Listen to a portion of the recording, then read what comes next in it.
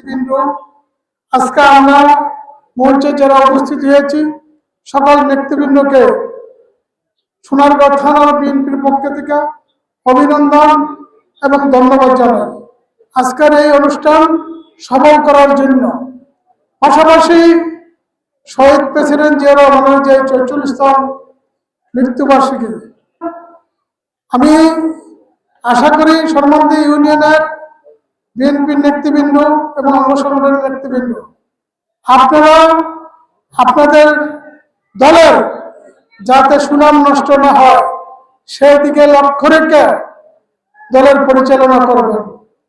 কারণ অর্থের লোভ সবার আছে, তবে সেই অর্থটা একটা সহনশীল হতে হবে এবং হতে হবে যে দলের নাম ভাঙাইয়া আমি অর্থ কামাবো, সেই অর্থ কিন্তু সবার থাকে না।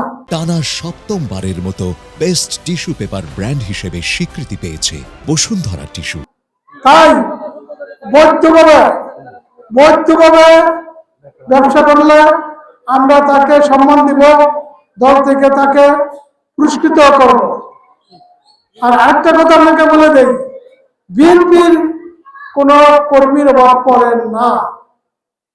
সাধারণ মা বোনেরা এবং সাধারণ মানুষ তারাই কিন্তু আমাদের বড় নেতা, তারপরে কিন্তু বিএনপি সরকার গঠন করে।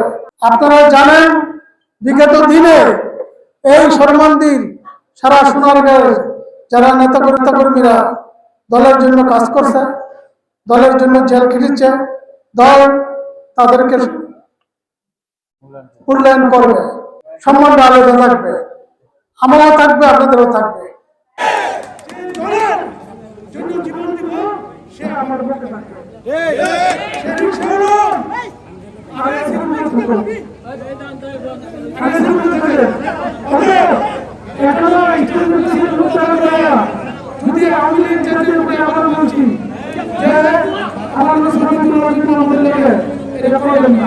মানিক ভাই